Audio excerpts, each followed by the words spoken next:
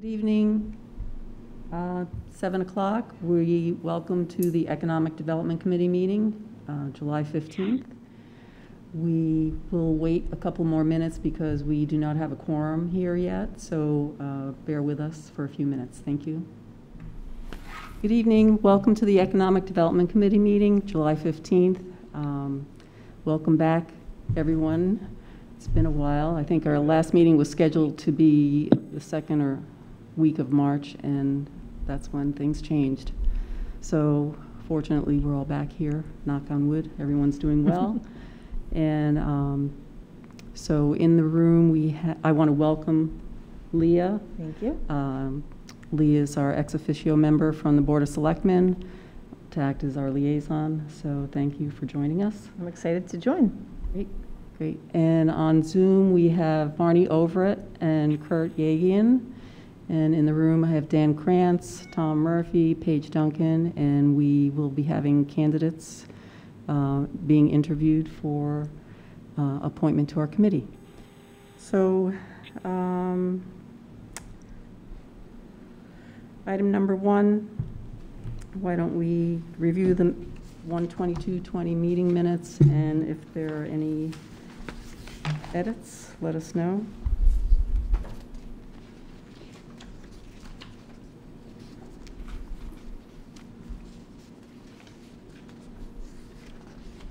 I'll take a motion to approve.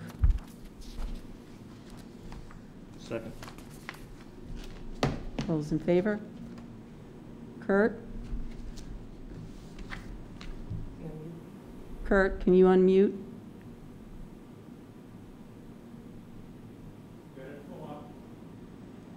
Kurt?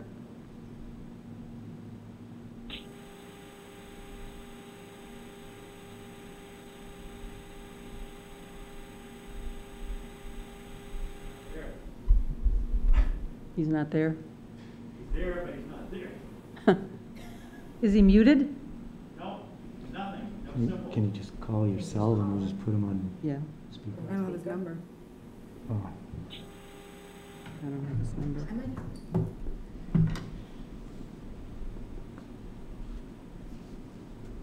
It's Kurt Yagian, right? Yeah. Stuff from the past at the lane. Who knows, maybe I haven't. Kurt, are you there? I have a cell. Okay. Sure. Can you call him? Do you want me? I don't know if he's in there. He won't know my number either. Oh, okay.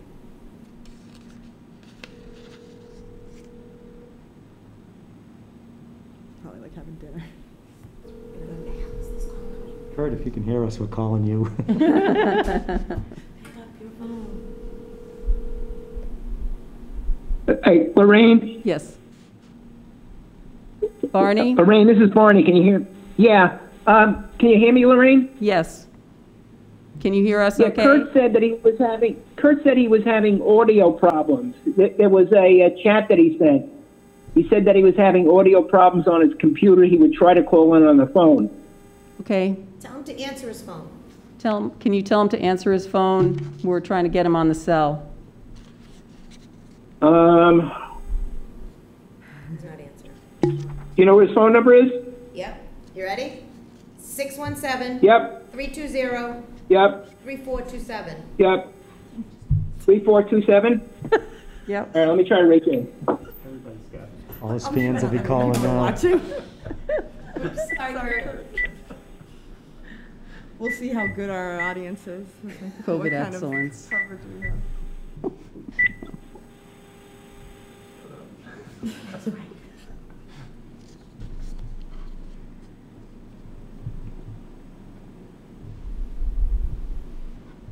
I know it says because he said I reached Kurt. Oh, Can't reach the phone right now, so it's him. He's probably frantically trying to fix his computer. He's like, I don't have time for my phone. Oh, the wonders of Zoom.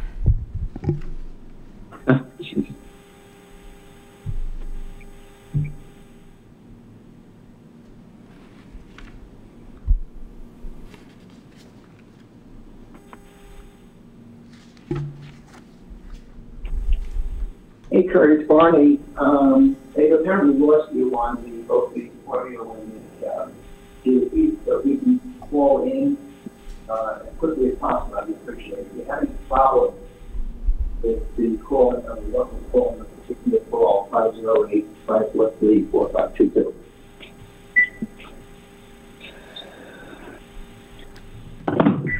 I just got Kurt's voicemail.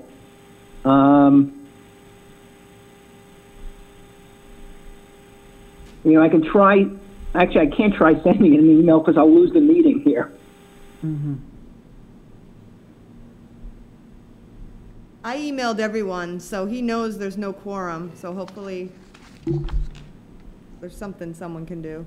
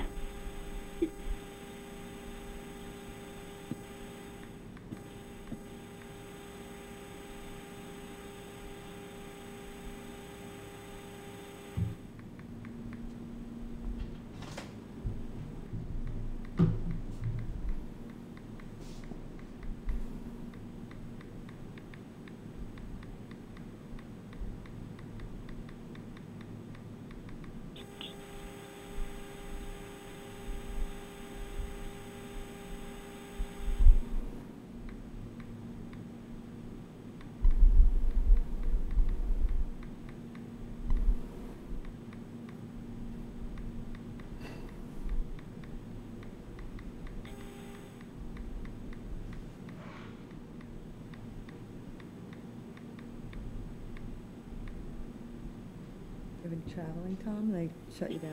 No, Yeah, North no, Carolina, nothing. no nothing? Nothing, no. I go in once a week. I work from home the rest of the week. I'll pick up a little more. I get my projects running big now, so.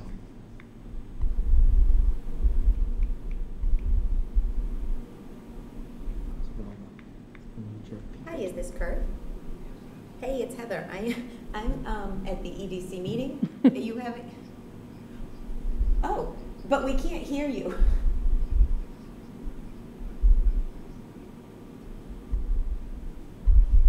Okay, if you can't dial in, call this cell phone back and I'll put you on speaker. Okay.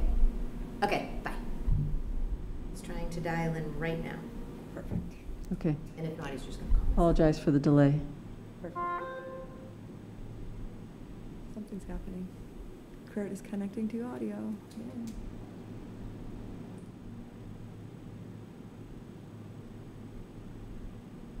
We go let John know that we're running late.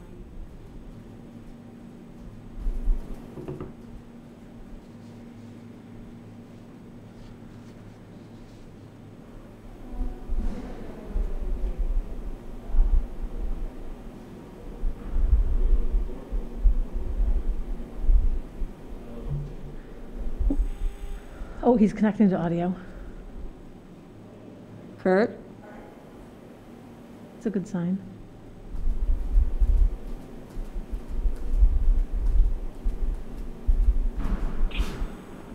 Oh, it's still not working. Hello, this is Kurt. Yay. Did I dial in properly? Yes, thanks for joining, Kurt. We just reviewed. Sure thing. We just reviewed the minutes, and we have a motion and a second to approve the minutes. Do you have any questions about the minutes, or can you join us to vote? I could join you to vote right now. I have no questions. Okay. All those in favor? Aye. 4-0. Aye. Thank you. Okay, so. Heather, welcome. Why don't you step up to one of the microphones? So we have the good fortune of having 3 individuals who are applying for 2 open slots on our committee. And so tonight we'll be interviewing 3 candidates, starting with Heather Harding, followed by John Gray, and then J. Catherine Rowlands. Heather, would you like to start by, just introducing yourself, give us a little bit of your background, education, and how you feel your, experience would help contribute to the economic development focus that we have on the committee? Sure. I am a third-generation townie. I graduated from Foxboro High School in 1986. My major in college was business with a concentration in economics and finance. I live and I work in town, and I owned my own business in town, so I'm available anytime, day or night, and as much time as needed. I do sit on several other boards and committees in town. I think it was on the attachment you have, so I'm not going to read through them all unless you want me to, but I love to collaborate with other groups and bring people together, and I just think that's really important. I am married. I have 2 kids. One is out of college and one is in college, sort of. We're trying to figure out if they're going back or not, but I am familiar with and I have worked on the master plan, the open space recreation plan, the 2012 master plan survey, the CHAPA Housing Coalition, the housing production plan, the MAPC vision document. I am trained and I stay updated on the open meeting law, the public records law, the ethics training, the civility training, and darkness to light. Lately, I've been kind of focused on trying to revitalize Uptown, and some of the things that I've worked on and done to move that forward are raise money to get a couple of picnic tables on the Common. I administer the Flower Bucket Adoption Program. We started a farmer's market. We worked on an Eat in Foxboro promo, worked on the outside dining regulations. I started a Facebook page called Uptown Happenings, which is just absolutely taken off more than I ever could have imagined. I volunteer for the Foxboro Common Business Collaborative, and my focus there has been on membership and banner sponsorship. That's kind of really what I was working on before the virus hit, but now that's kind of what I'm going to go back to. I think if they get passed on to you, there are a couple of letters of recommendation, one from Jay Barrows, one from Jack Othelet, and one from Jim DeVellis, and those kind of speak a little bit too to, you know, how they think I could help this committee. Heather, I just want to add that I also received a phone call endorsing you from Bob Bodie, who's the chair of the Conservation Commission, and he spoke very highly of the work you've done supporting the Conservation Commission also. Thank you. I think just because I've lived in town so long and I'm involved in a lot of other things that I have a large network, and you know, I think I have strong outreach. I have roots in town. I'm very task driven. I love to volunteer. I want to see the town flourish, and I think that's what I could bring to this committee. I have the time, I have the energy, I think I have the skill set. I have some ideas and goals of what I think I'd like the committee to do, but I won't share that now. But that's what I think I bring, basically. Questions? Dan? Well, from a big picture, you have obviously a wide breadth of experience in a variety of things and been here for a bit of time. What, Heather, do you see as kind of the most important need in Foxboro for economic development? I think that revitalizing Uptown is really important, and that's why I've kind of been working on that as best I can. And I think that Route 1 is fantastic and it's coming along, but I think that really most of us who live here and spend a lot of time here really kind of think of the Common and around here, and I just think it's so important. And you know, one of the things that I kind of was working on is on the Uptown Happenings page, which is a Facebook page that I started. And I really started it just to kind of pass on positive information, and it just took off. We got 1,500 members, and the businesses joined, and they post, and they send stuff to me. And, you know, I said, why don't I do a poll and see what people would like, you know, Uptown? And I did that, and overwhelmingly, 80% of the people came back and said, we really want a bakery and a cafe. And I thought, well, all right, how hard can this be? I can do this. And made some calls and put some feelers out, and found a woman who says, I have done that and I would like to do that. And I said, well, would you be willing to talk to Mr. Lynch? And she said I would, and I hooked the two of them up, and I don't know if it's going to work out or not, but I thought,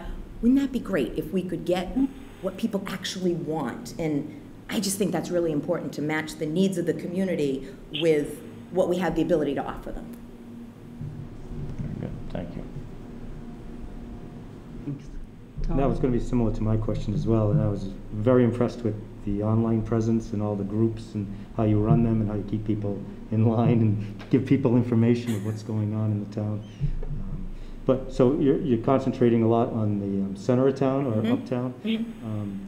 In the group, we have three different, we have 3 nodes. Mhm. So we'd probably look for you to help in all nodes, you know. Oh, so absolutely. one Yes. being, you know, Route 1 and one Yep. being Fox, you know, down in Foxfield, yes. And actually one more over at the Oh, Forbes Crossing. yeah. Forbes Forbes Crossing, Crossing. yeah. I mean, I follow all the information on all of them, and I think they are all important. I just in my own little way with what fundraising and what stuff I could do, that's where I could kind of make a difference. Yeah. You know, me as one person is not going to be able to make much of a difference on Route 1 or, you know, Forbes Crossing. But here I felt like with the group of people that I was working with, we could make a difference. So that's what we've been focusing on. Kurt, would you like to ask a question for Heather? Well, I've liked everything I've heard so far, Heather, and thank you for coming in. I like the idea that you're involved in the community, and I'm familiar with the with your online presence. So thanks for that. As far as the immediate, can you talk a little bit? I've been living in the town for about 15 years, so I'm not originally from here, but kind of chose to make Foxboro my home for my wife and kids. And where do you see this town, say, 5 or 10 years from now? I would like to see this town similar to how it is now. I am not big into a whole lot of massive change, to be honest. I think that smart economic growth is really important, and I would love to see the town develop what we have in the works without overdeveloping. I mean, if someone asks me, I'm going to be honest, I don't want to turn into a Westwood or a Dedham, or I like the small town feel that Foxboro has. I like the tax base that we have. But I do keep in mind that as the need for services grow, so does the need for a tax base. And I think that's important. But what I think is really important is looking at what is the proper tax base. What do the people want? What will they support? And what will be able to flourish here? Well, that makes a lot of sense to me. Thank you for that. You're welcome.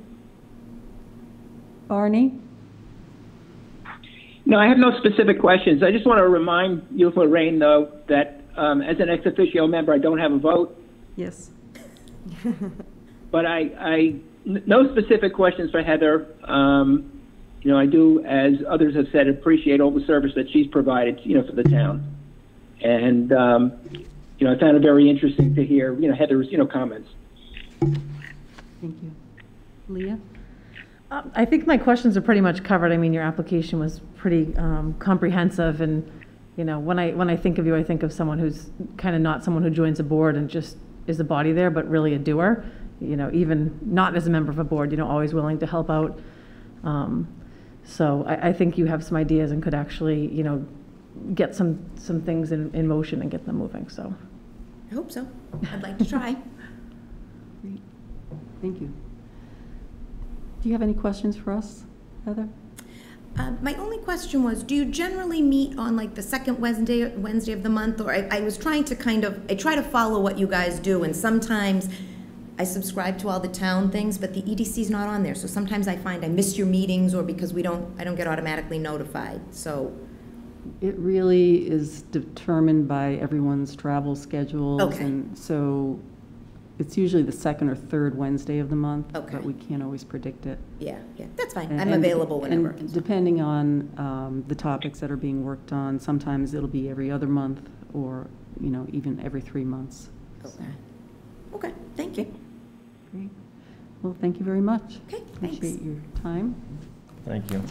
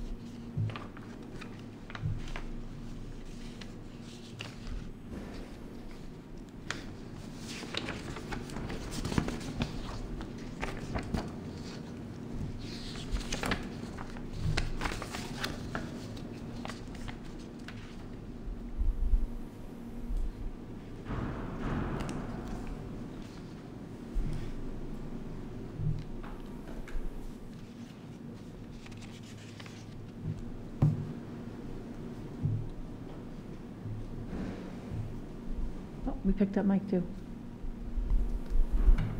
Oh, Mike Stanton's Yeah. on. Hi, Mike. Yeah, Mike Stanton. Hi, Mike.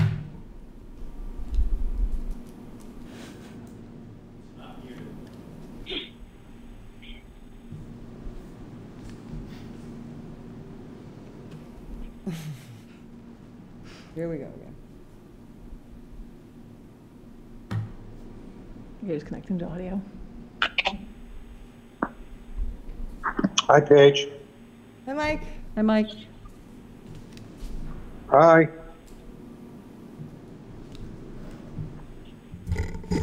We're just getting ready to interview John Gray.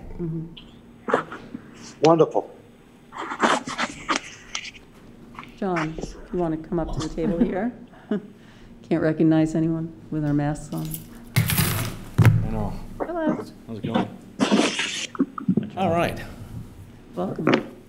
So, everyone, I'd like to introduce John Gray, our second candidate for position on the committee.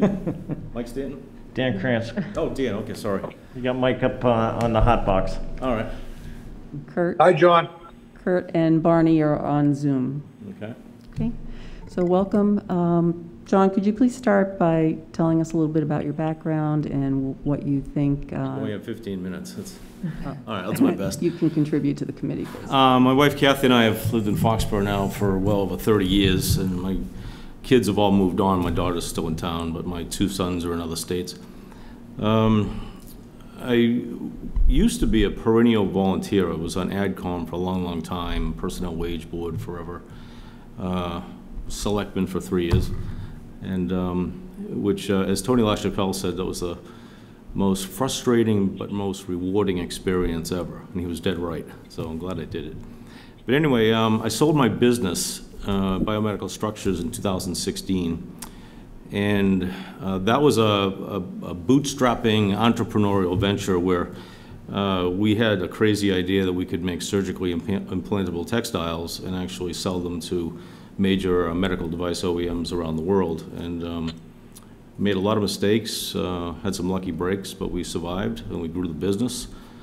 In 2016, I sold it, had a valuation of well over $44 million, and our EBITDA was strong, and there was a private equity group that wanted to add it to their portfolio, so they came and bought it, which was fantastic.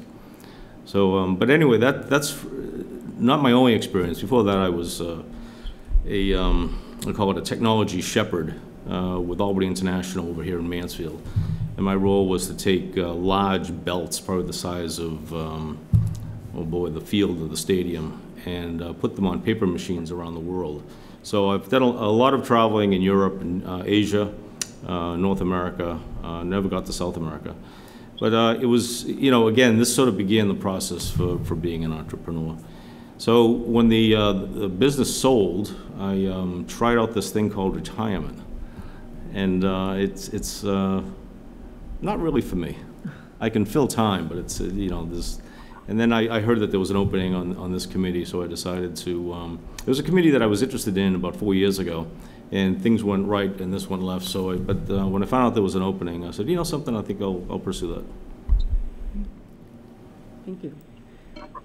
I think you, on the application I put my education, I don't know if that's useful. But I do have an MBA from Babson in a strange major called commercializing technology.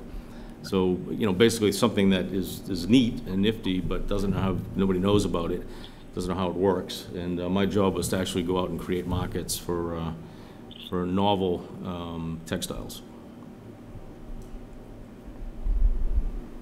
Great. Dan? John, thank you and welcome. As a longtime resident, I guess Lorraine gives me the layup so I can ask everyone the same question. The most important need in Foxboro for economic development in your eyes? That's a really tough question because there's a lot of moving pieces to it. I was thinking about that today, and I looked at the downtown area, and I determined that it's the remnants of a village.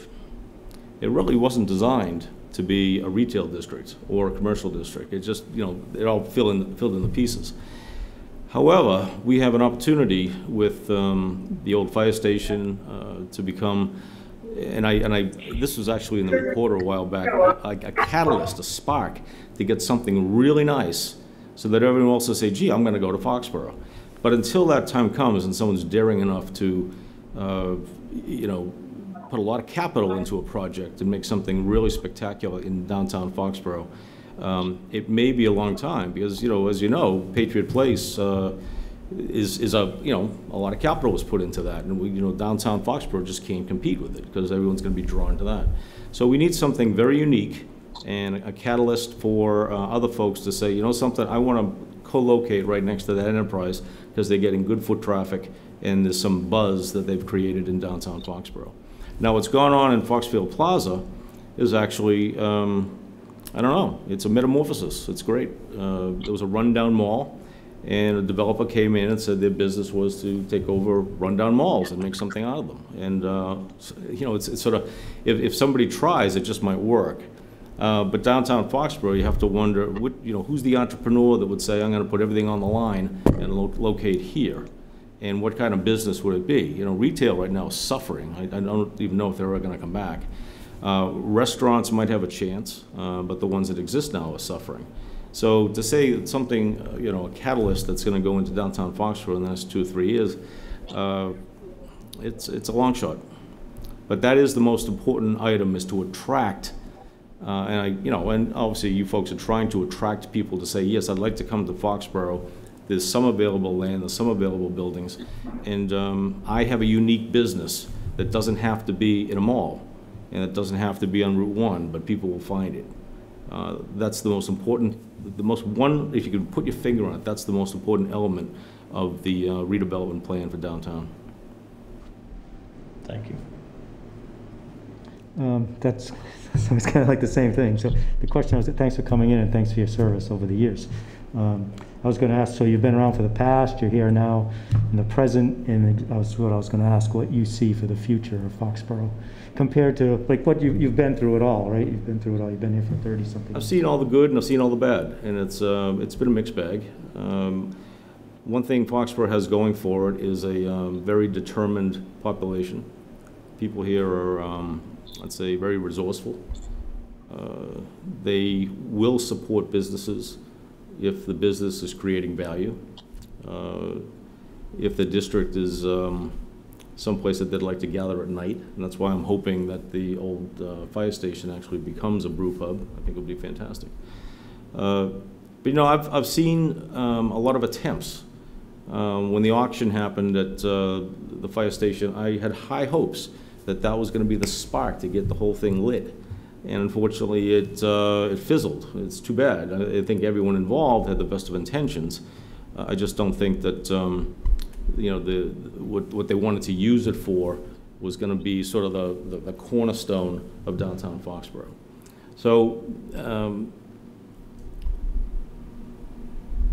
I don't know if you actually solicit entrepreneurs, or if entrepreneurs approach this committee to sort of say, tell me more about Foxborough and how, why should I be here? Does that happen? In a sense, yeah. We had like a brew pub come in and talk to us about, you know, their concept, and if we thought that type of concept would be attractive to Foxborough. Yep. That was about 2 years ago. Is that still in the works? Well, that particular one, I don't believe they were Shoveltown, but No. Shoveltown Right, no. is the one that's They were associated. very interesting, but they were a fledgling new company, Yeah. and they were just not established enough to take on the fire station at the time. Okay, yeah. Right. Interestingly enough, I happen to know, since I live in Franklin, they've opened up in Franklin.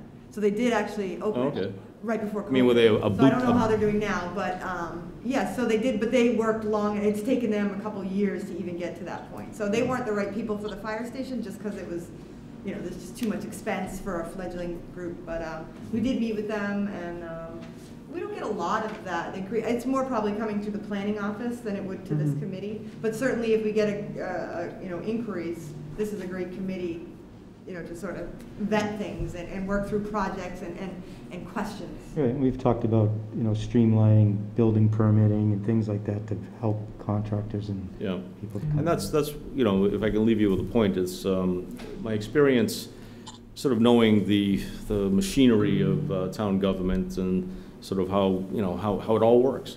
And I have been, and I could continue to be, a really good ambassador for the business community in Foxboro. I mean, I speak the language. I know what entrepreneurs go through, you know, raising capital, dealing with banks, you know, introducing them to people that can make their enterprise work.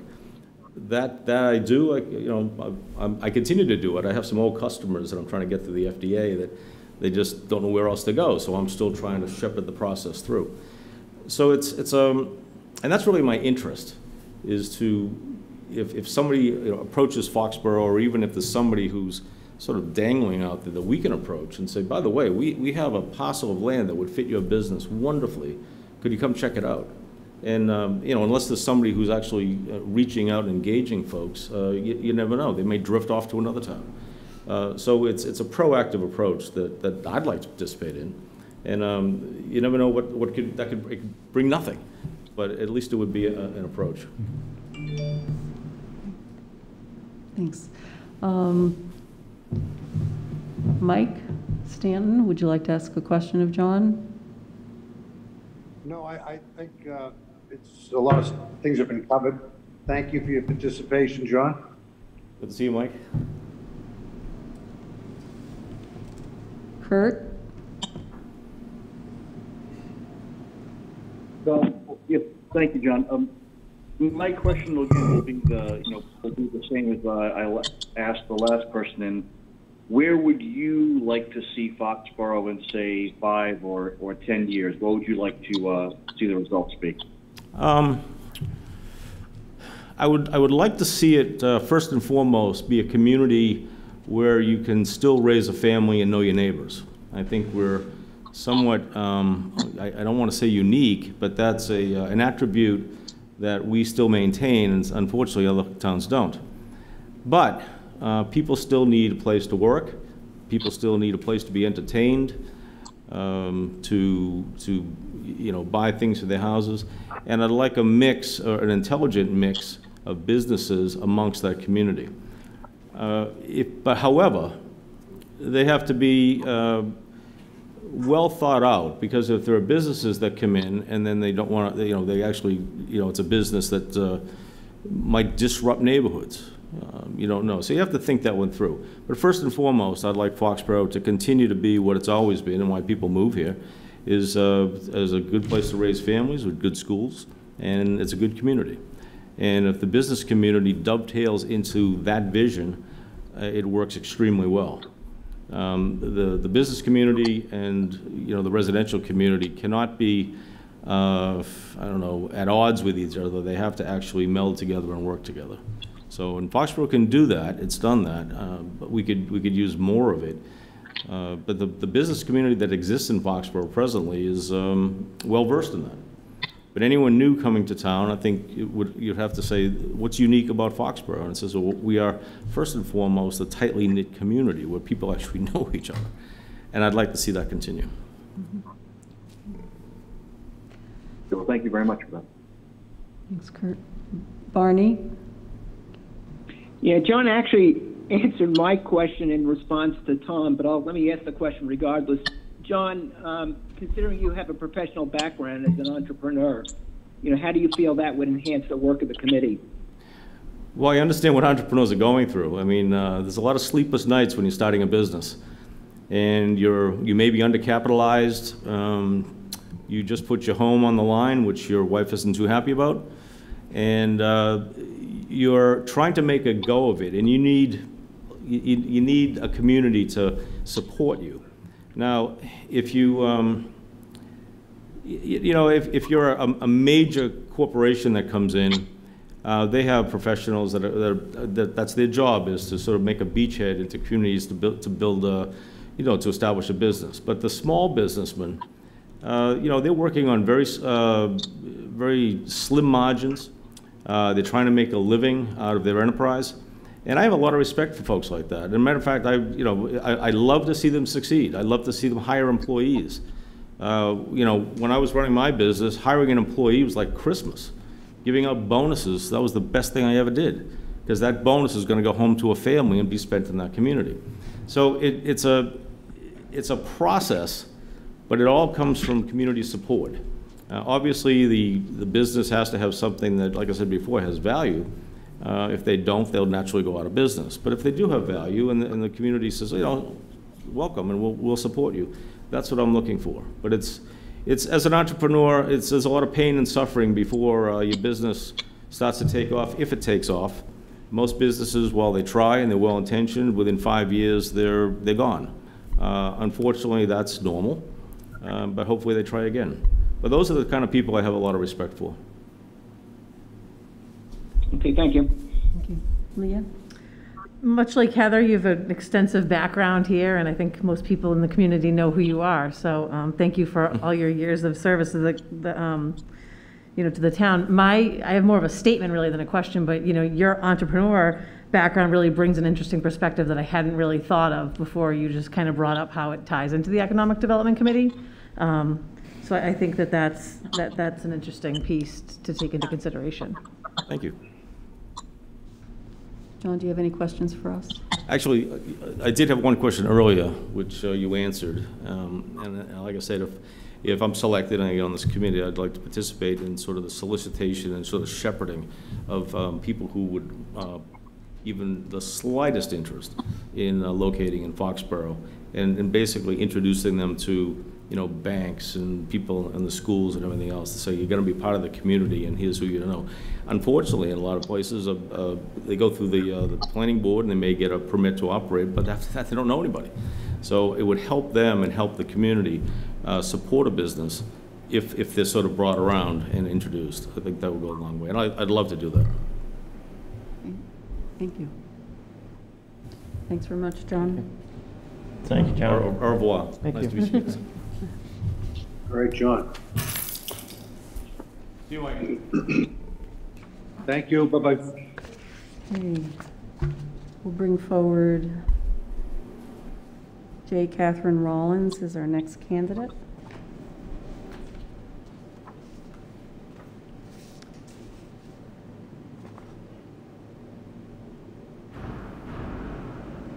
Heather, because Mike just joined us, when we finish with J. Catherine, can we just do a summary of your interview and give Mike the opportunity to ask you any questions he may have? Absolutely. Great, Sure. thank you.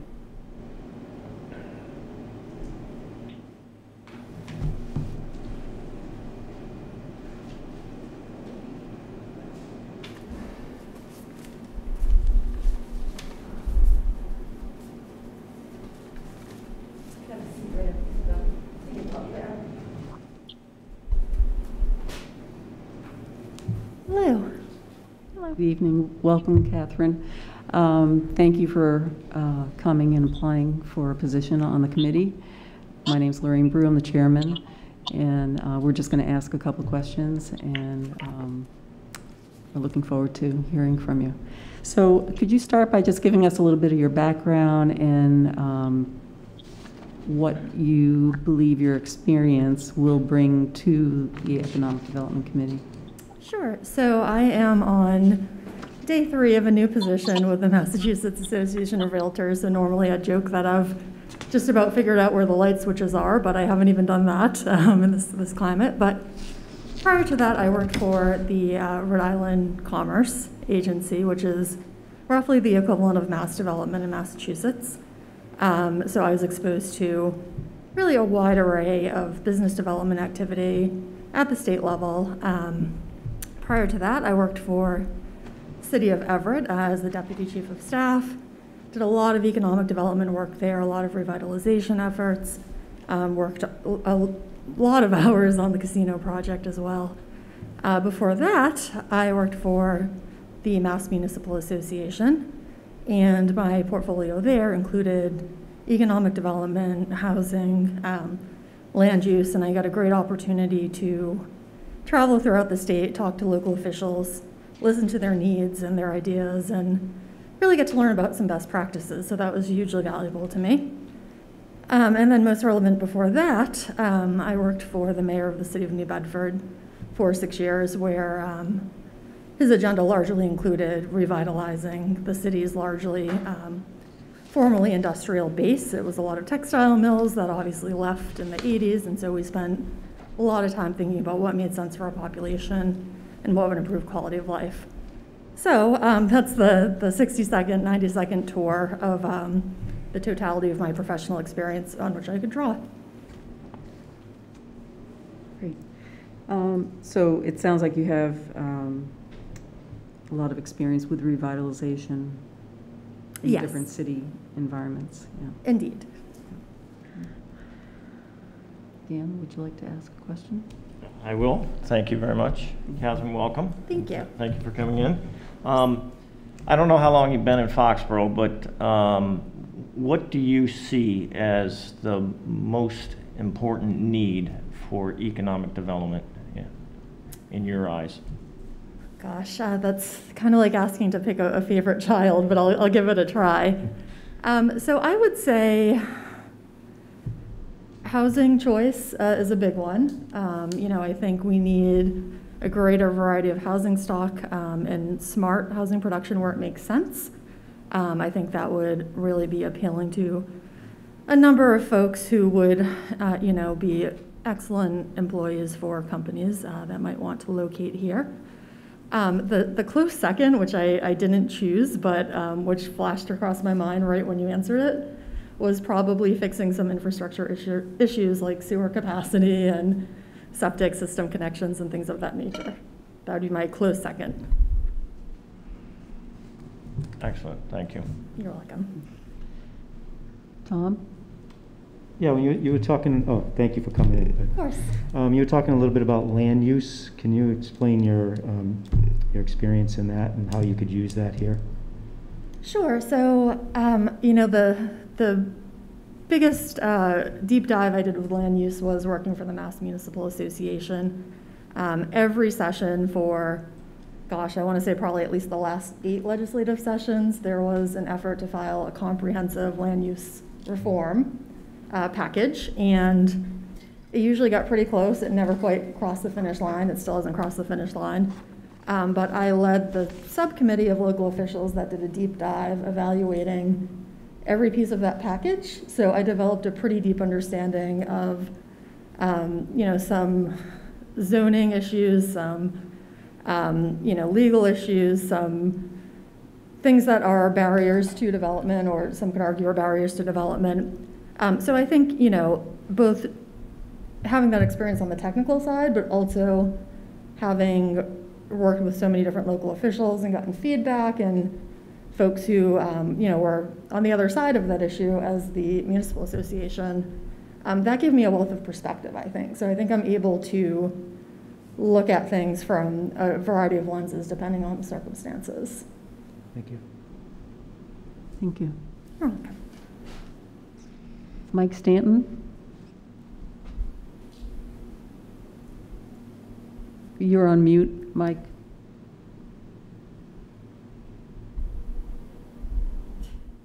Mike, Hi. Oh, now I can barely hear him. can you turn your volume up a little bit, Mike?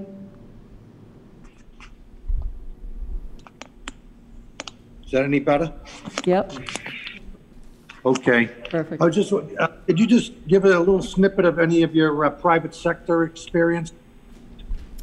Sure. So I worked for the Dewey Square Group, which is a consulting group with offices in Boston and Washington, D.C. I worked for the Harrah's Entertainment Group, which is the Vegas-based casino chain when I was significantly younger. I'll include the quasi-public-private that I just came from in Rhode Island Commerce Corporation. Okay. And now No, thank you. That was, Oh, you're welcome. yep, no, I'm good. Kurt? Thank you.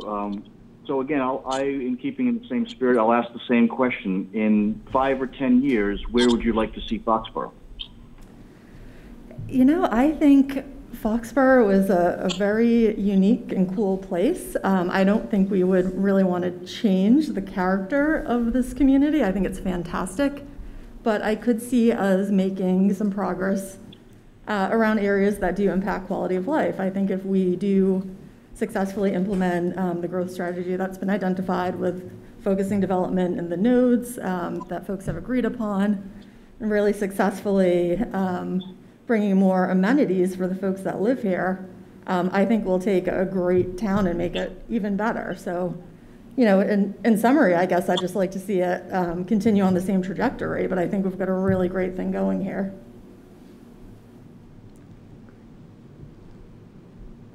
Well, thank you very much for that.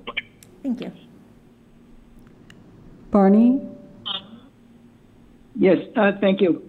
Catherine, from a land use perspective, what types of land use techniques, planning, or what have you, do you think a municipality of the size of Foxboro, you know, would need to adopt in order to enhance development?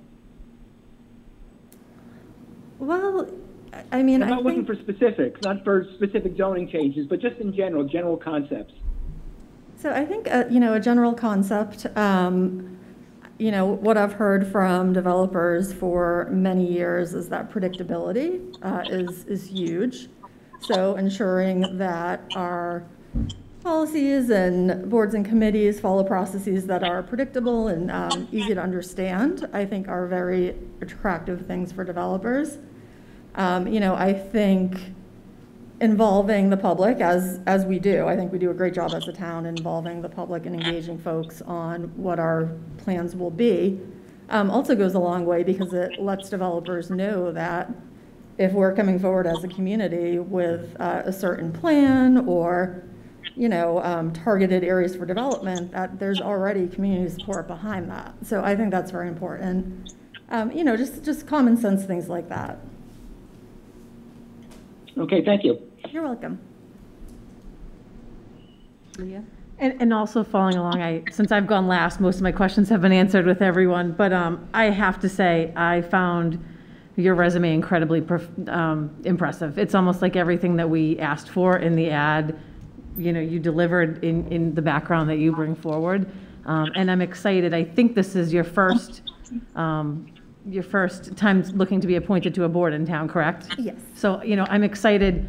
While it's great to see a lot of the same faces, and a lot of us, it's the same faces in the same meetings, I'm very excited to see someone new, you know, step up and look to take a role like this, and then hopefully become involved in more things like the housing production plan that Paige is working on, you know, the master plan that we'll need to look at soon again. So, you know, I hope if this works out or if it doesn't, that this is not the end. This is a start for you of lots of involvement in your community. Thank you so much. I appreciate that. Thanks. Do you have any questions for us, Catherine? You know, one question: what's spurring activity now for you as a committee? Like, where are you going from this point? Are you anticipating the committee really activating and doing a lot going forward, or I guess just generally, what are the plans for the committee in the next 6 months, 12 months? So I think we have a number of irons in the fire right now. We have the development in the center of town here, the fire station. That's one project that we'll be getting an update on later on the status of that. There's a grant destination program, which is going to be discussed later on in our meeting also. Why don't I just read down our agenda here and tell you. Housing production plan. I could jump in. I mean, I do think, Catherine, this is a good time.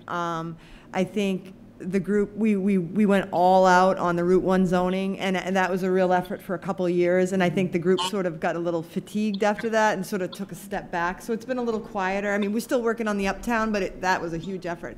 So I think this is the time when we're regrouping, and it is really, it's going to be interesting to see whether the committee, knowing Leah and seeing on who we're going to be busier. You know, Leah's a doer, and I appreciate that. You know, it pushes me, but it pushes all of us. So I think we're going to get stuff done. quite a bit. And, I think we've been resting a little bit, but I think it's time now where we're going to be pushing forward and being a little bit more focused. So, but I think it'd be part of the group, coming up with that. The last time we met on this topic, we had pulled out the master plan and all the implementation items to sort of revisit that.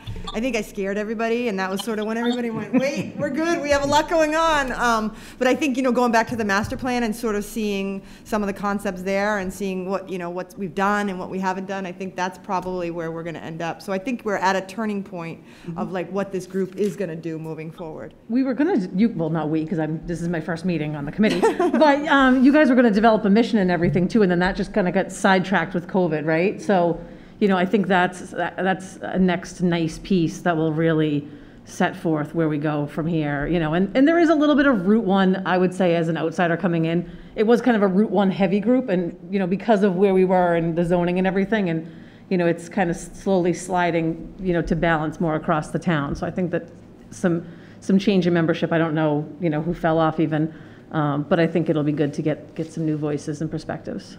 Great, thank you. That's helpful. Thanks very much. Thank you. All right. So, Thank you. Thanks very much. Nice to meet you. Thank you. I thought maybe we could have a discussion about each of the candidates. I can start. I think 3 really good sets of skills are here.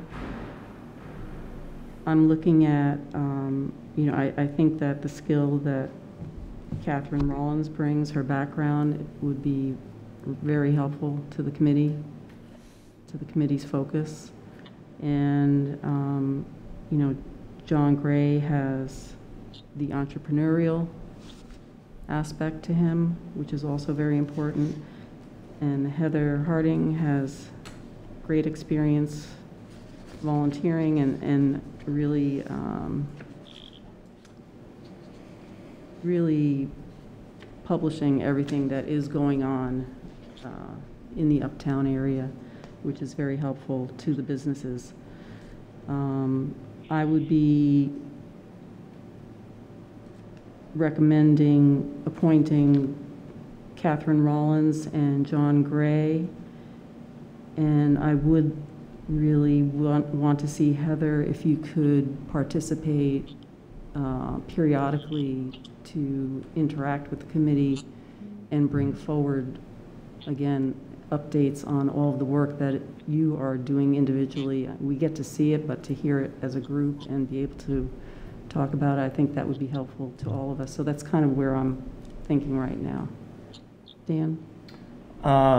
So if I go in order, I guess from Heather's perspective, again, just her activity and her vigor and new ideas and going out and making things happen, I think is a very impressive and some of that energy that we just talked about that I think that we've lost a little bit in this committee, I think that Heather could bring back in full stride, and I think she's proven that time and again. John, on the other hand, I think is a great entrepreneur and impressive community leader for a number of years, and I think that he from that entrepreneurial perspective brings a nice perspective and balances out some of the things that maybe we haven't seen in this committee in the last couple of years. And then Catherine, she seems just very technically perfect.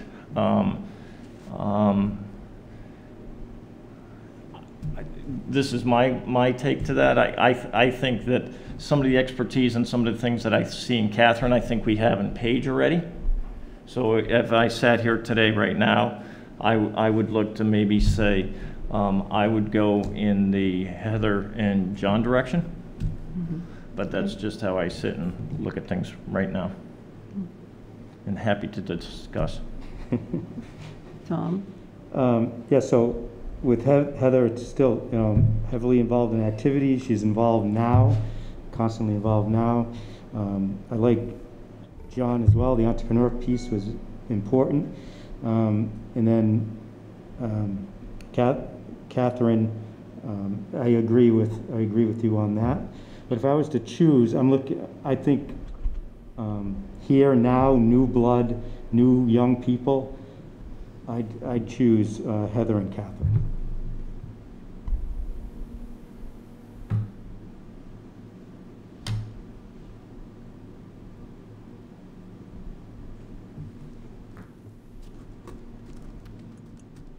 Mike? Yeah, from where, I get to see Mike, Heather's interview. actually, I'm sorry, Mike, I apologize. Can you hear me? Yes, What? Mike, I'm sorry. I meant to, before we started the discussion, have Heather give you an overview of the discussion that she had for us since you weren't present. Heather, do you want to come up to the microphone? If she wants to, I mean, we know each other, and I know her activities. I know. Hi, Mike. And, hi, Heather. I apologize to everybody who's already heard it, and I'll go really quick because you probably know a lot of this. Yeah. As you know, I'm a third-generation townie. I graduated Foxboro High in 1986. My major in college was business with a minor concentration in economic and finance. I live and work in town. I also owned my own business in town, so I understand what it's like to start up and operate a business in town. I'm familiar with all the things you guys use, the master plan, the survey, all of that stuff. I won't bore you with that. Lately, I have been very focused on trying to revitalize Uptown. The Eden Foxboro promo, the picnic tables, the flower bucket program. Most recently, I started the Uptown Happenings Facebook page, which I felt was a really good way to disseminate positive information about businesses and things that are going on, and that's really worked. I did a poll on that page and to ask people what they wanted to see, and overwhelmingly it came back that they wanted a bakery and a cafe uptown. So I did some reach out and some recruiting, and I found a woman who wants to open one, and I hooked her up with one of the developers, and fingers crossed that's going to work. I have strong roots in the community. I have strong outreach. I love to volunteer and collaborate. I have a whole bunch of ideas of things that I would like to do for this committee, which I did not bore them with now, but I could if you want. I'm very task-driven, I'm high energy, high drive, and I think I could bring a lot of that to the committee. I'm a worker bee. I'm willing to do whatever is needed to be done, in what other parts of town. One of the questions I was asked was, where do I see Foxborough in 5 to 10 years? And my answer was, it never really changed. I would love to see the revitalization of Uptown and smart economic growth to support the services that we need to keep the families and the businesses in town without sacrificing our town's character. I mean, that's really important to me. I do not want to become a Walpole or a Dedham, but I want to have all of those services and things that people expect, and I want to be able to continue to talk with the people and see what businesses they would like and what they think would flourish in town. And pretty much I want to continue doing a lot of the things I've been doing, but I would like to do it as a member of a committee instead of just, hi, I'm Heather Harding, basically. That's it. Okay. Do you have any questions for me? Okey-doke. Okay. No. Do you want to think on your Well, do you- recommendation for a minute, Mike? Well, from where I sit, the skill sets that would be most useful for the areas of my interest would be John and Catherine. Catherine talked a lot about infrastructure. I know John worked with him in the past. We've got a long way to go. Yeah, I mean, you guys know where between Route 1 and water and sewer, that's where I'm kind of weighted. And I think that there would be someone to share the load and, just get a different view. I think everybody's good. I mean, no one wants to, like Heather said, we don't want to be Norwood or Mansfield or Walpole. We're not municipality. And but we're doing out on Route 1 and infrastructure and doing what we can to keep Schneider Electric healthy. I tell you, that the only thing that keeps me up at night, if they blow town, we're screwed. And so those are the kind of guys I worry about. And again, I would say John and Catherine would be more in keeping with my concerns and needs. Okay. No offense, Heather. Thank you. Kurt? Well, I'm impressed by all three candidates. If I had to choose one right now, based on the needs of the committee, what I've heard tonight, I would definitely lean towards Heather as my recommendation. What about the other one? And how about the second one? We have two openings, Kurt. Yeah, I'm sorry, I just cut out there a second. I think if I had to, come up with the second one, it would be John. Okay. I like his entrepreneurial spirit. I can relate to it. I like what he said about the town and where he wants to go. So that would be my vote. Okay. Barney, input? Yeah, well, first of all, we have three, very, very qualified, very interested candidates, and I think we're very fortunate to have that. I sort of wish we had three open positions as opposed to two, or the ability to fill three positions as opposed to two. And I do want to thank each of the candidates for their interest. I think that the skills and the professional background that Catherine and John bring are probably things that we're missing, or probably we don't have in any great quantity. And I think the committee would benefit from that background, from that experience, from those skills. By the same token, as I think Dan indicated, Heather brings a tremendous amount of enthusiasm and interest in the town, and I certainly think that the committee would benefit from that. So I guess I'm saying I like all three of them. I think where we most are lacking, though, is in the background and the experience and the skills that Catherine and John bring. Thank you. Leah? All right, and like Barney said, we have three really qualified candidates. I would actually love to see us take all three. There's nothing written about how many members. I know that Paige would like to keep it to a certain size, but we're having trouble getting a quorum tonight. Even if it's not three members, maybe someone's an associate member, but I absolutely hate to turn qualified, eager volunteers away. So with that said, while I want to take all three of them, I think Heather, for me, is just a no-brainer. I'll speak to the fact that, I'm in every Foxboro Common Business Collaborative meeting. And Heather's not just passing along information, she's doing. The Eden Foxboro promotion, created, ran, we gathered prizes, with Patriot Place and everything. The example of, we're all sitting around and know that Lynch has a project. She went out, did a poll to the town, and then found a business and connected them. So when I think of Heather, I think of someone who doesn't just bring ideas, but brings ideas and then executes them to bring them to life. Foxboro Common Business Collaborative, she's the only one sitting in the room who doesn't have a business uptown, but is out knocking on doors and getting members and going and selling banners. So, and that comes way before these openings on this board. It's just kind of what Heather does.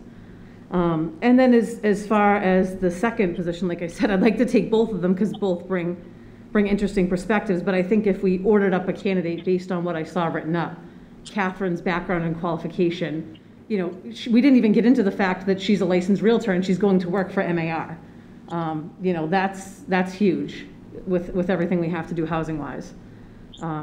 So my recommendation, I know I'm not a voting member, would be Heather and Catherine if I had to pick. However, I would like to see us take all three of them, but that's just my opinion.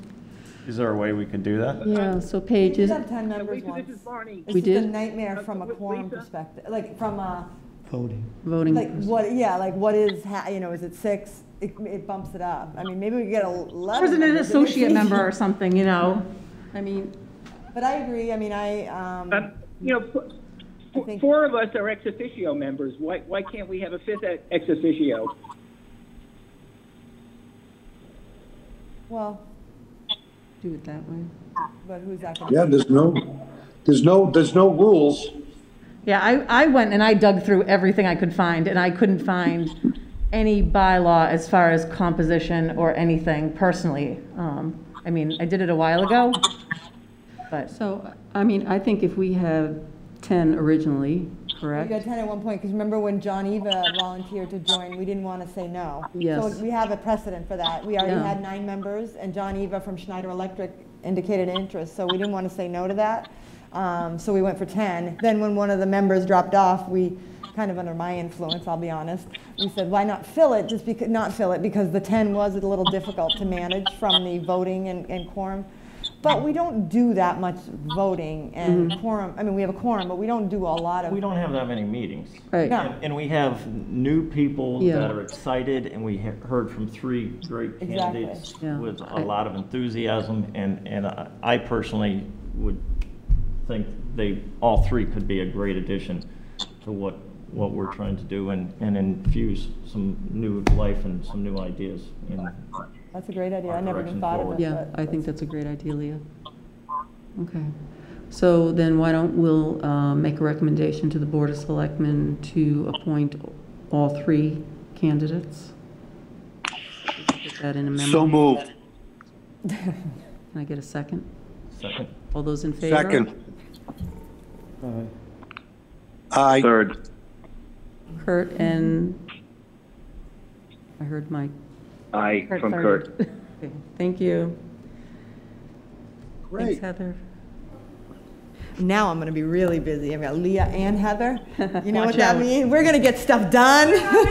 I know. Well, again, I can't complain because I'm like, this is, it's all good. You know, we did the Uptown, I mean, we did the Eden Fox. So it's, you know, it'll be good.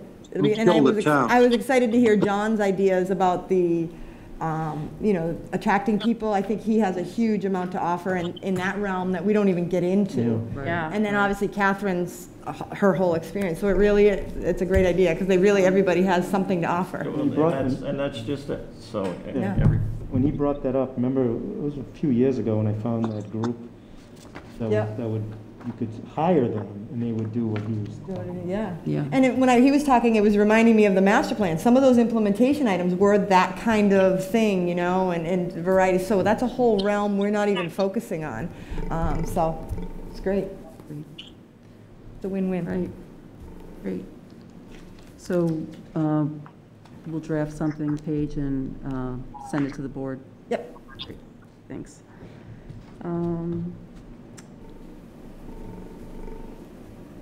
Next item, EDC year in review discussion. I think you put that on. I put that on. Yeah. So really just wanted to recap very quickly the past year's activities. You know, the heavy focus was really on the fire station project in the Uptown, and that went well until, you know, again, the lawsuit. So now we'll get an update later on in the agenda. But I think a couple of the other items, the housing aspect and also the grants that came in the year before were very important to the committee work. So, you know, I think that as we go forward, again, with our expanded group, and you look to the next item on the agenda, the general business, I think that there's going to be a lot of activity this year, which is wonderful. And hopefully the zoning changes that went into effect up on Route 1, we'll start see some percolating of those, the impact of those, and keep our fingers crossed in that area. So, do you want to move on to general business? I think Paul came out to motion that he was having a hard time hearing you too, so you may just want to move a little closer. Okay, thank you. Let's see. Route 1 update. Anybody got a Route 1 update? Mike or Dan? Mike Stanton, anything you'd like to say on Route 1? No, other than we've got to have a subcommittee meeting and look at the master plan and just continue down the road we've been on. I think we had this discussion once, and, it's too soon to tell on, we did a tremendous amount of rezoning, but that doesn't mean that overnight people are gonna, come in. And obviously, we've had some economic setbacks. So, no, we'll just stay the course, Dan. We'll have a subcommittee review and just see what's going on. I mean, the only thing I know that's going out there is the old Sturdy Hospital is being taken over by the Mass Association of Realtors. And other than that, there's not a whole lot of activity. As you know, people still want sewer. So there's all that kind of pick and shovel stuff. What have you got, Dan? So can I ask a question about the MAR, just because I'm a member as a realtor and I get updates and everything still says Waltham, Waltham, Waltham. I thought it would happen by now. Has anyone heard any timing on that at all? Mike, have you heard any timing on that? Well, I had a brief conversation with Greg Spear, and I know he's active with that group, and that, right now, I guess they're just, figuring out how to convert it to a million little doctor's offices and cubicles into something that's more functional. Okay. For what they do. And that's all I know. But they did purchase it, so Yeah, it's no, definitely happening. Original timing, I forget if I was in a town meeting or an MAR meeting. It sounded like it probably would have been by now, and I just wonder if it's like COVID hung up or what. Probably.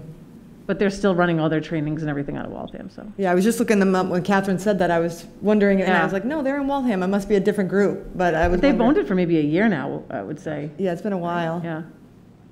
Before Dan goes, Mike, have you, this is something that was brought up to me earlier today, the Route 1 business owners or the Route 1 parking lot owners have to make payments to the state for the parking, right? And Maybe, right, so that's an issue too, that, there's some bonds that are due, that come due every year, and obviously with the reduced revenue of possible stadium events could be, so that's just a factor that the Route 1 businesses are gonna be dealing with as they deal, like everybody deals with reduced capacity at the stadium. So that is one factor for you guys.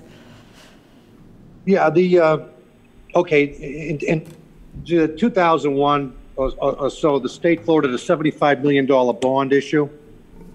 And as part of that, the Secretary of Administration and Finance is charged with collecting $400,000 a year from every licensed parking lot owner within a 3-mile radius of the center line of the 50-yard line. The term is it runs on a fiscal year. So technically, it's an excise tax, and it was due July 1st.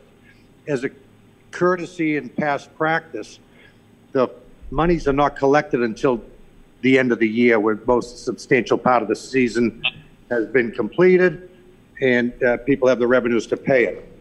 So I don't know. Right now, I mean, if everything's up in the air, I mean, you might see people coming in and just withdrawing their licenses for the year.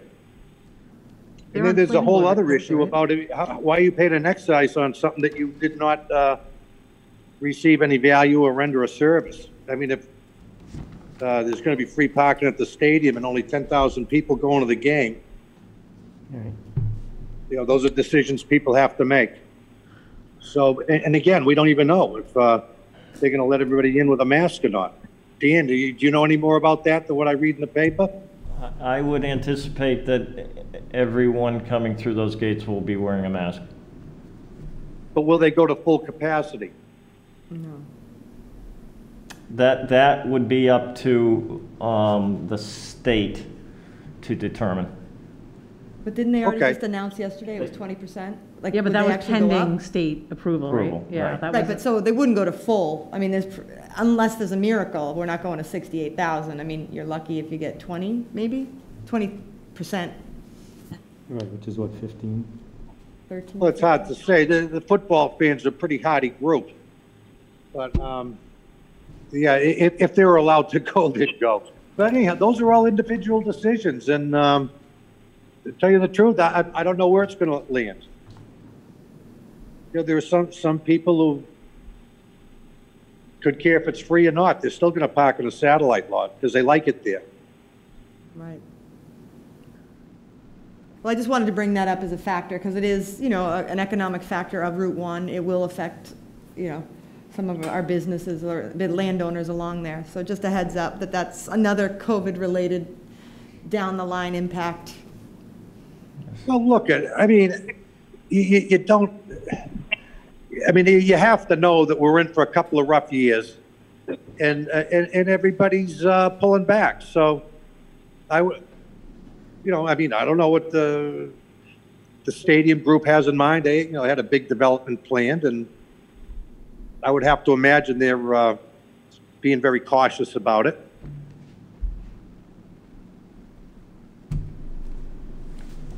So that's that. with that said, I'm going to look forward to maybe getting one of our new committee members on Route 1, because again, I think an injection of a new set of eyes and some enthusiasm would be quite helpful for us. I will say, you know, for the last couple of months, interest on Route 1 has obviously been dismal. I think we are starting to slowly see some of that interest percolate back into kind of that Route 1 district. Everybody is cautious because they don't know what an office of tomorrow looks like. So we're continuing to do our research, reach out to people, try to understand and predict where that might be, and try to be the right solution for somebody that maybe now that doesn't want to be in downtown Boston, but looking to now locate to the suburbs, that Route 1, with the amenities that we have, with the stability that is Foxboro, that it's the perfect solution. So that's a little bit of the pitch that's going on out there, and I think it's being well received. How's the train? Any train update with COVID-19, how everything's been with that? Well, across the board for the commuter rail, yeah, it's dismal. Right. I think they're still trending at 4% wow. return. Four? 0, 4? Oh my God. And I would say that Foxboro Station is not trending much better.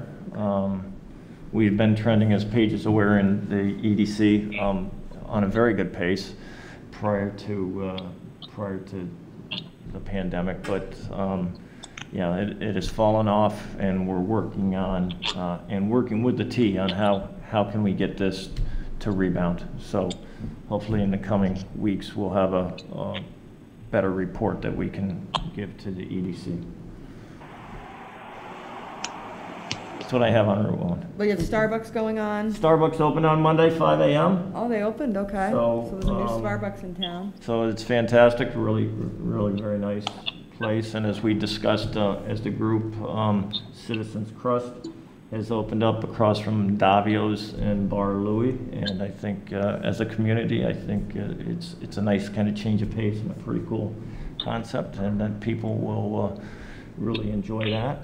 And then again, not to be, I'll let Mike do the rest of Route 1. I can do my section on Patriot Place. You know, Patriot Place opened a new stage outside the management office, and it's pretty fabulous. It's a beautiful space, great acoustics, and last Thursday, Friday, Saturday, Sunday, live performances, and we're going to look to do that for the remainder of the summer going forward. So a lot of fun stuff, trying to bring people back to Route 1, to the businesses on Route 1, and just get our engine running again. I was up there Sunday night when the concert was going on, and I was actually kind of amazed. It was done well, and everyone was really distanced, but there was a lot of, you know, there was a good amount of people up there for a Sunday night. And for our first weekend. Right, And it was I think really people impressive. understand it and like it, and I would hope that Yeah. would grow. But thank you. It was done very well.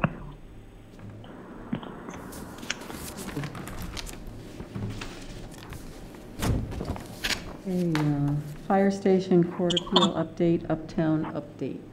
Yes, so fire station, I actually do have an update. The Bancrofts, who are the ones who appealed the application, are being deposed on July 26th and 27th. So we have progress. So that's the first we've heard in months. So it's a good sign of at least something moving. Uptown, we We have our continued public hearing on Joe Lynch's project across the street. That is next Thursday night, the 23rd. That'll be a continued hearing on that one. The design was revised, thanks to Heather, in one of her polls. She got like 400 something comments, and it worked though. And I think yeah, and the thing is that just shows like sometimes we need help engaging, and that's where it was a great help, because like just sometimes like a developer, you know, they just want to know. Like that's what Catherine had said, the predictability. Just tell us what you want and we'll give it to you. And he revised his building, and so there was a lot more positive feedback on that. Again, we don't know what COVID's going to do for the economy in the sense of, in the short term, we know Wall Street was delayed, their financing was pulled back, so they had to get a 1-year extension. So everything's a little bit on hold. From the Uptown perspective, we did work hard with Union Straw to try to get them up and running. They've got outdoor dining and indoor now too, but that was a really fun part of, you know, during COVID, planning didn't have a lot to do. Not a lot to do, I mean, we had housing and all that fun stuff, but you know, we weren't like actively involved in the recovery, so it was real great from an economic development / planning perspective to be able to help. And the restaurants were great. It was just great, and it was helping the restaurants, but it was also helping the community, because we were all so desperate to get out of our homes and be outside. So it's been really, that was a very rewarding little stretch of time. It's calmed down now. I mean, obviously, I think those who are going to outdoor dine have pulled their permits. But for a month or so there, it was pretty frantic. And Leah and Heather were actually really involved in that. We just got it going. We got the Board of Selectmen rallied, and we got the planning board, and everybody met, and we met in like twice in 1 week, and we got those regulations out the day that the restaurants opened. So it was really a fun planning exercise. So I think that's what this group can be doing, that type of thing, and it's rewarding to see the businesses, to get the emails, and to see the thankfulness. It's like that's exactly. That makes your day, you know. Sometimes, I mean, don't get me wrong, the housing stuff is important and all that, but it's not as fun. So this has been great. So Uptown is still just plugging away. I mean, obviously it's been affected. No farmers market. You're not doing the farmers market, no. No farmers market, and you know, limited activity, but just keep supporting the local businesses, you know, and the local restaurants out on Route 1, I mean, we have them all over Forbes Crossing, we have Conrad's, we got everything down at Justin Green. So Foxboro has a great supply, and for right now, that's sort of what we can do to help, I think. Over to the most important topic, housing. I'm sorry, I have a little housing fatigue, but it's very important. Leah knows, Leah has more housing fatigue than me. But right now, it's an important period. If you could go on, if anybody's watching at home, go on the town website. There's a link, or go on Uptown Happenings. There's a link. There is an open house right now. And why does this matter? It matters because we saw it with the fire station project. Folks were kind of like, wait, when did the zoning change? Back in 2013. And zoning is based on plans, and so this housing plan is going to inform us on what zoning we're going to bring forward. Now, nothing can happen without the town meeting vote, but sometimes if you're not paying attention, they will happen. And so this is important. We want to hear from the residents of what the community wants. I guess the highlights would be, we're not trying to change anything. To everyone's point, Foxboro is awesome as it is, but there is missing housing choice, and I think Catherine mentioned that there's just not that missing middle, you know, smaller units, where can seniors go, some choices. Everything that's being built out here is big and expensive, and that's because the land prices are so high and Foxboro is so desirable. So what can the town do to facilitate different choice? So that's where we're at right now. We have some strategies online, and we have some locations online, and so it's really important for the residents to tell us what you think. If you hate it, if you love it, whatever, we want to hear it. So the open house is open until July 22nd. There's actually office hours next week, so if you go on the website, you'll see if you had any questions. You can actually click on a Zoom link, and MAPC will hold an office hour, and that's a great opportunity if you have questions, because normally we'd hold a public meeting.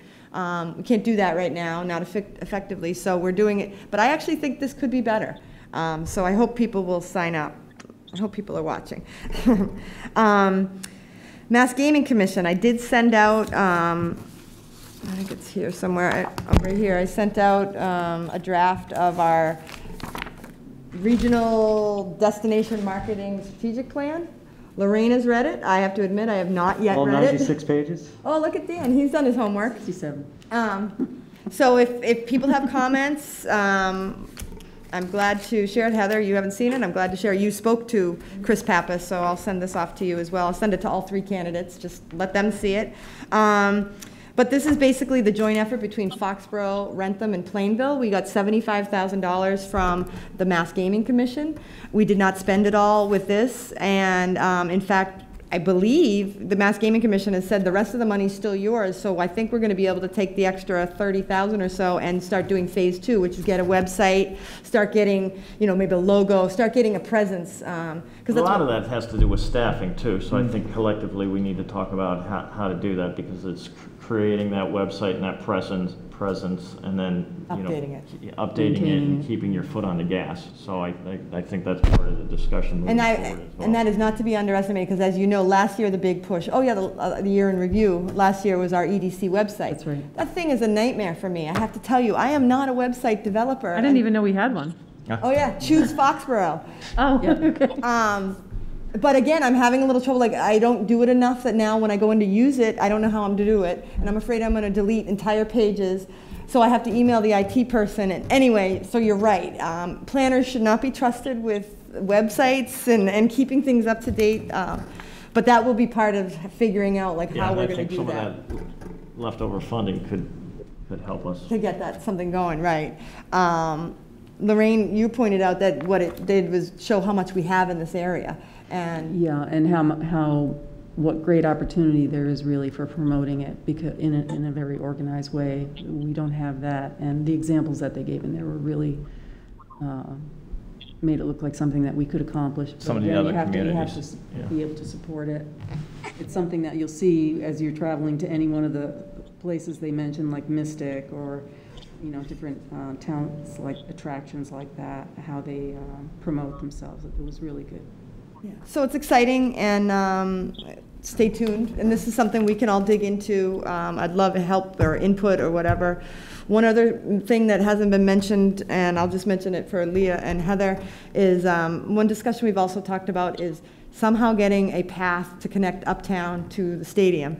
Maybe along the rail line or something like that. So that's been something one prior member of the EDC was really interested in, but he never really got it off the ground. So that's something, especially in light of the COVID and people wanting to be outside more. It's something I've always wanted to dig our teeth into. So just an idea too of trying to get some nice connection between Uptown and Patriot Place would be awesome. What was the space that because originally we were talking. Originally we wanted a busway through there. So if it's a walking or a bikeway, I think there's plenty right away there until you get kind of down on the Neponset area. Where the Neponset starts. There's some thin areas of track and bridging there, but the rest of it, plenty of right of way if we wanted to pursue that. And we know that there's state and federal funding for those type of things as well. So we should probably jump on that one, because that just seems like it could take some time, and I think it's an amenity the community would love, and it's also just a great way to improve, carbon footprints and give, that would be a recreational amenity. Imagine being able to walk up to the stadium for dinner and then walk back. Or vice versa, or live at the stadium, live up that way and walk back uptown or something. So that'd be great. Housing Choice Capital Grant, Future MassWorks. So this one was, as you know, we got a $247,000 grant this year. $47,000 was to design the sewer connection from Central Street down Walnut, under 140, and to potential housing authority property, or housing authority owned property with potential housing units to be put on it. We got $47,000 for that, and then $200,000 to design the intersection of 140 and Walnut. So that's underway. We're almost done with it. That's great, because a lot of these things, if you don't have a design plan, you don't get the grant. MassWorks just came out with their update. In fact, it's open right now, and we took a hard look at it. Chris Gallagher and I took a hard look at it, and we went to one of the webinars, and it's clear we are not ready. We were going to see if we could get funding for that signal itself, to build the signal on the state's dime, which in my opinion is appropriate considering it's a state highway. And but it would have to be tied into the housing authority project. MassWorks is going to want to see housing units in exchange for that. So what we've talked about, and as a group we might want to look at supporting that, is looking to be ready for next year. To be, we know next July, hopefully they'll have money next July, not sure, but MassWorks is a big program in the state, and we think we would check a lot of boxes, and perhaps we could get that intersection improved. And we all know that's a very dangerous intersection. Housing units aside, from a community perspective, that's very important. And again, it's the state's highway. So in a way, I would like the state to, they're paying for the design, it would be lovely to have them pay for also the construction. And that would be one less thing. If you recall, the selectmen, when we first started discussing about Walnut Street, the one, I think it was Jim DeVella said, we need a light there before we get any housing units. So we heard that loud and clear. And so, but I've always been worried about that because the signal being like, I don't know, $1 million or something, that's, any affordable housing project has a hard time carrying $1 million. So that's a trade-off, you really lose stuff. So if we could find a way to get the state to fund it, that just makes our project, the town-owned project, that much more in our control, and we can stipulate all the conditions because we basically have land, we have a signalized intersection, we have a sewer design, so we're basically saying, we're handing you this, you need to give us what we want. So that's our current thought, open to input, but we are not going for MassWorks this year, but we are going to be working with the Housing Authority to hopefully be poised and ready. And we're going to have to deal with that. I mean, there are going to be concerns, obviously, about people who live up in that area, when they realize that we're proposing housing units up there. So that's a conversation that's going to have to continue. So that's basically my update. One question, Paige. Will planning continue to be televised too next week? I believe, yeah, next week we'll have to. We have 7 public hearings. Okay. So I can't imagine how many people. So we're going to have to. I mean, there hasn't been any discussion of not. So I think so. It's nice to be able to tune in, and so. I know it'll be interesting how that plays out. I think it's going to be community. If the community asks hard enough, I don't know how that's going to work, and whether cable wants to do it. They're carrying quite a burden too. But as far as I know, it will be on tomorrow, that week. I can't imagine we wouldn't, just because we have 7 public hearings, and I don't think we could fit, we would end up with too many people in here.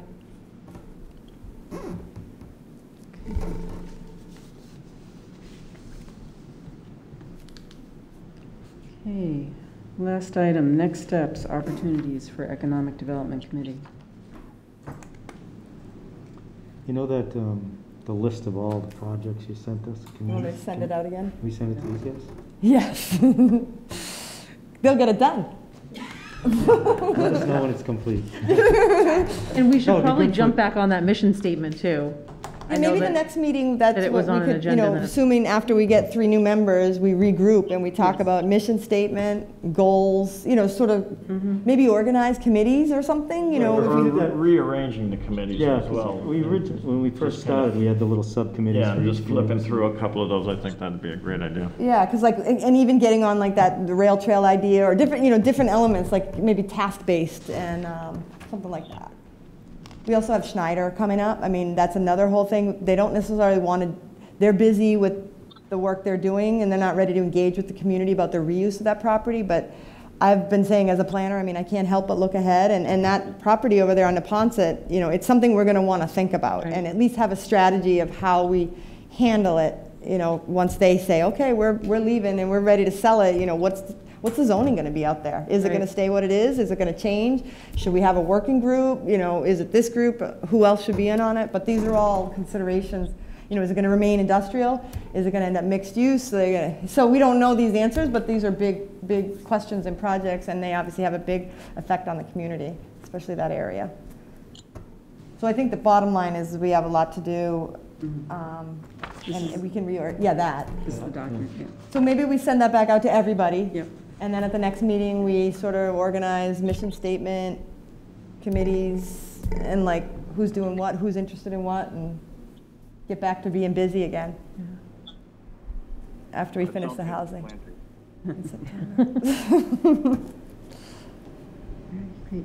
Any other items, questions, topics? Great. Thanks, everybody. Motion to adjourn, please. Second. All those in favor? Aye. Thank you. Thanks, everyone on Zoom.